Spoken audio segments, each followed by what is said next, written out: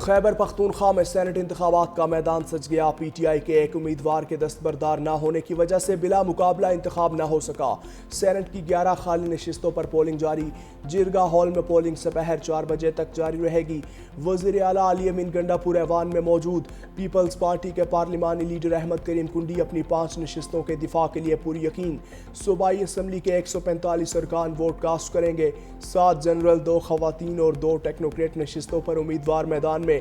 General نشست پر کامیابی کے لیے امیدوار کو 19، خواتین کی نشست کے لیے 49 ووٹ درکار۔ ہر رکن اسمبلی 3 ووٹ کاسٹ کرے گا۔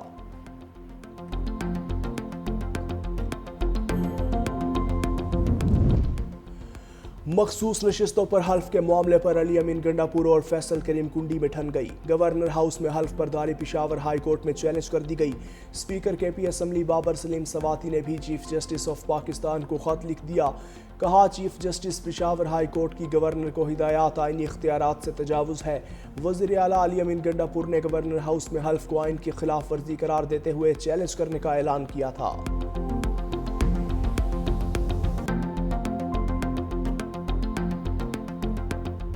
پی ٹی آئی کے 5 ناراض امیدواروں میں سے 4 کا سینٹ انتخابات سے دستبرداری کا اعلان۔ عرفان سلیم اور عائشہ بانو بھی دستبردار۔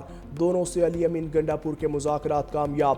وقاص اورکزئی اور ارشاد حسین پہلے ہی دستبردار ہو چکے۔ خرم ذیشان نے دستبرداری کا اعلان نہیں کیا۔ علی امین گنڈا پور کا 4 امیدواروں کو خراج تحسین۔ پی ٹی آئی رہنما عرفان سلیم دستبرداری کو ویڈیو ریکارڈ کراتے ہوئے آپ دیدہ ہو گئے اور کہا بانی پی ٹی آئی کا ویژن لے کر آگے بڑھوں گا، ہم قدم سے قدم ملائیں گے، بانی پی ٹی آئی کو رہا کرائیں گے۔ علی امین گنڈا پور پر مکمل اعتماد کرتے ہیں۔ عائشہ بانو بولی ہمارے لیے دستبرداری کا فیصلہ کرنا بہت مشکل تھا، ہماری مزاحمت سیٹ کی لالچ کے لیے نہیں تھی، دستبردار نہ ہونے کا فیصلہ اصول پر تھا۔ پنجاب اسمبلی میں سینٹ کی ایک نشست کے لیے پولنگ کا عمل جاری۔ نون لیگ کے حافظ عبدالکریم، پی ٹی آئی کے مہر عبدالستار امیدوار، خدیجہ صدیقی اور اجاز منہاس آزاد امیدوار کے طور پر میدان میں موجود۔ کامیابی کے لیے 185 ووٹ درکار۔ حکومتی امیدوار کو 261 جبکہ اپوزیشن کو 108 ووٹوں کی حمایت حاصل۔ 9 بجے شروع ہونے والی پولنگ شام 4 بجے تک جاری رہے گی۔ پنجاب سے سینٹ کی نشست علامہ ساجد میر کے انتقال سے خالی ہوئی تھی۔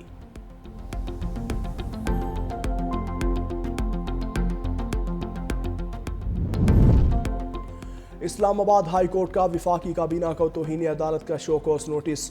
جسٹس سردار اجاز حساق خان نے ڈاکٹر عافیہ صدیقی کیس میں رپورٹ پیش نہ کرنے پر نوٹس جاری کیا۔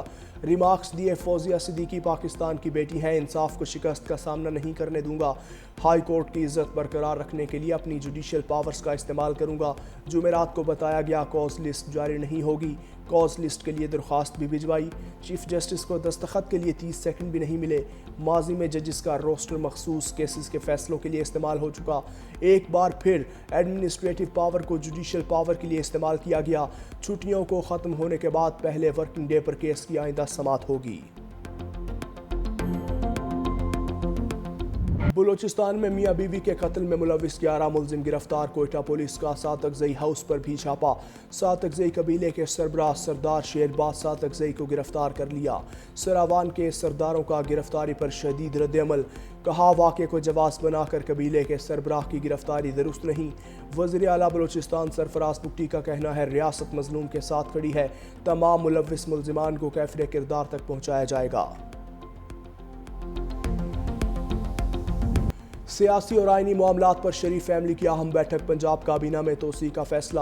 مری میں وزیر اعظم شہباز شریف اور قائد نون لیگ نواز شریف کی ملاقات۔ وزیر اعلیٰ پنجاب مریم نواز بھی موجود۔ سیلابی صورتحال، صوبے میں امن و امان، مہنگائی کے خاتمے کے لیے اقدامات پر تبادلہ خیال۔ نواز شریف نے کہا سیاسی، انتظامی اور آئینی معاملات میں اتحادیوں کی آراء کو مقدم رکھا جائے۔ پنجاب کابینہ میں 10 نئے وزراء اور مشیروں کے اضافے کا فیصلہ، اکثریت جنوبی پنجاب سے ہوگی۔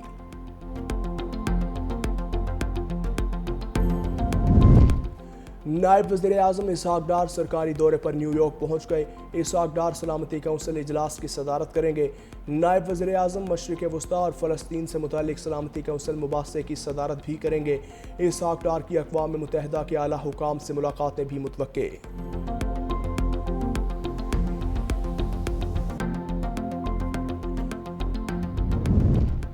ایرانی وزیر داخلہ کا وفاقی وزیر داخلہ محسن نقوی سے ٹیلی فونک رابطہ، پاکستان میں سیلاب سے ہونے والے جانی نقصان پر اظہار افسوس۔ 26 جولائی کو ایرانی صدر کے دورہ پاکستان کے حوالے سے بھی گفتگو۔ سکندر مومنی نے کہا مشکل گھڑی میں پاکستانی حکومت اور عوام کے ساتھ کھڑے ہیں، سیلاب متاثرین کی ہر طرح کی مدد کے لیے حاضر ہیں۔ محسن نقوی نے ایرانی ہم منصب کا شکریہ ادا کرتے ہوئے کہا صدر مسعود پزشکیان کے دورہ اسلام آباد کے منتظر ہیں۔ حافظ آباد میں مانسون بارشوں کی تباہ کاریاں، متعدد علاقوں میں بارشی پانی بدستور موجود۔ حکومت اور انتظامیہ کا کوئی نمائندہ متاثرین کی مدد کو نہ پہنچا۔ پنڈ دادن خان نے متعدد دیہات کے متاثرین سے بھی مشکلات دوچار۔ ساوال، جوتانا، راوال، غریبال میں سیلابی ریلوں سے تباہی کے مناظر۔ واڑہ، پھپھرا اور سدوال ہزاروں کی آبادی بھی مشکلات کا شکار۔ سوڈی گجرگاؤں میں بھی تاحال جگہ جگہ پانی موجود۔ کشمور کے قریب دریائے سندھ میں پانی کی سطح بلند۔ گدو بیراج میں پانی کے بہاؤ میں اضافہ، کچے کے 12 سے زائد دیہات زیر آب۔ کچے مکانات گرنے سے سینکڑوں افراد متاثر، کھڑی فصلیں بھی تباہ۔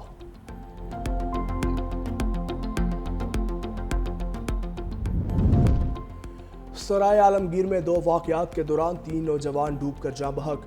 2 نوجوان جگو ہیڈ کے مقام پر نہر میں ڈوبے۔ 1 نوجوان دریائے جہلم میں نروال کے مقام پر ڈوبا۔ نہر میں ڈوبنے والے 11 سالہ علی شان اور 27 سالہ عبدالجبار کی نعشیں مل گئیں۔ 20 سالہ سلیمان کی تلاش جاری۔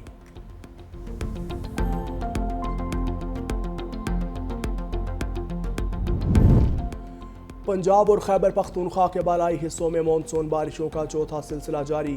آج سے شروع ہونے کا امکان ہے۔ دیر، کالام، سوات، کوہستان اور کشمیر میں بارش کی پیشگوئی۔ پنجاب کے شہروں ناروال، سیالکوٹ اور گوجرانوالہ میں تیز ہواؤں اور گرج چمک کے ساتھ بارشوں کی پیشگوئی۔ پی ڈی ایم اے کے مطابق مانسون بارشوں کا چوتھا سلسلہ قدرے زیادہ طاقتور ہے۔ کراچی میں بھی مطلع جزوی ابر آلود، سندھ کے دیگر اضلاع میں ہلکی بارش کا امکان۔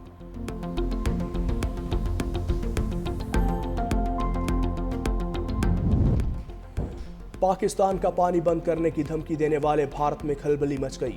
چین نے دنیا کے پہلے سپر ڈیم کی تعمیر شروع کر دی۔ وزیر اعظم لی چیونگ نے سنگ بنیاد رکھا۔ چین کا سپر ڈیم تبت میں دریائے یارلنگ سنگ پو پر تعمیر ہوگا۔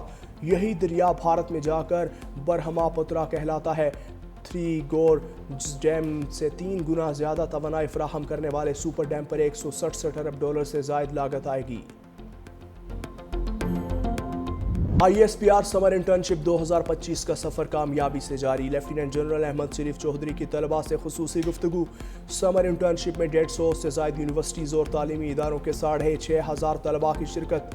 طلباء نے کہا آپریشن بنیان المرصوص میں پاک افواج کا بھارت کو منہ توڑ جواب تاریخ میں ہمیشہ یاد رکھا جائے گا۔ نوجوان نسل کل بھی پاکستان کے ساتھ کھڑی تھی اور ہمیشہ ساتھ کھڑی رہے گی۔ پاک افواج پر ہمیں فخر ہے اور ہمیں اپنی افواج سے کوئی جدا نہیں کر سکتا۔ ملک دشمن عناصر کی ناپاک کوشش کبھی کامیاب نہیں ہونے دیں گے۔ حمیرہ اصغر کیس میں اہم انکشافات سامنے آ گئے۔ اداکارہ کے موبائل فون کا لاسٹ سین 5 فروری 2025 تک نظر آ رہا تھا۔ حمیرہ اصغر کے اسٹائلسٹ دانش مقصود کا تہلکہ خیز بیان۔ 5 فروری کو گمشدگی کے حوالے سے پوسٹ شیئر کی۔ گمشدگی کی پوسٹ کے بعد سے ڈی پی غائب ہو گئی۔ پوسٹ کے بعد لاسٹ سین بھی نظر آنا بند ہو گیا۔ ڈی پی ہٹ جانا اور لاسٹ سین غائب ہونا موبائل استعمال کیے بغیر ممکن نہیں۔ D I G South Asad Raza کہتے ہیں دانش مقصود سے رابطہ کر لیا، اس حوالے سے تحقیقات کا آغاز کر دیا گیا۔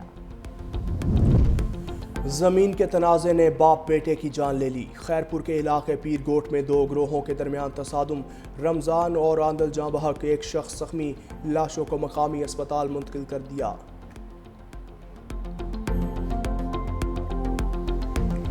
اسرائیلی فلسطینیوں کی نسل کشی میں مصروف۔ غزہ میں امدادی مرکز پر وحشیانہ حملوں میں 73 فلسطینی شہید۔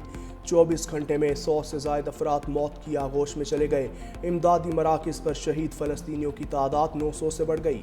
شہداء کی مجموعی تعداد 58,895 تک جا پہنچی۔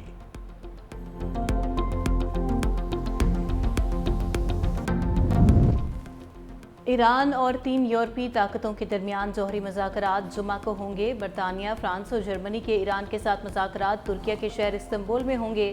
تہران نے واضح کیا ہے کہ وہ اپنے جوہری پروگرام پر کسی بھی قسم کی رعایت دینے کو تیار نہیں۔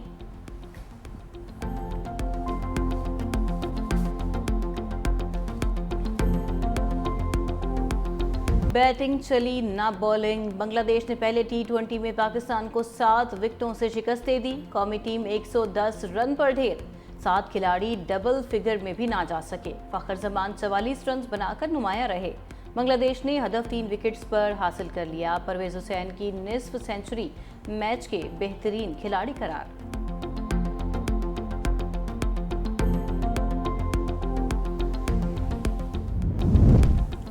अंडर 16 एशियन चैंपियनशिप जीतने वाली पाकिस्तान वॉलीबॉल टीम की वतन वापसी। डीडी स्पोर्ट्स पंजाब खिजर अफजाल चौधरी और दीगर ने अलामा इकबाल एयरपोर्ट पर टीम का पुरतपाक इस्तकबाल किया। कौमी हीरोज़ को हार पहनाए, फूलों की पत्तियां निछावर की, ढोल की थाप पर भंगड़े डाले। कौमी हीरोज़ के एजाज़ में तकरीब का इनेकाद भी होगा।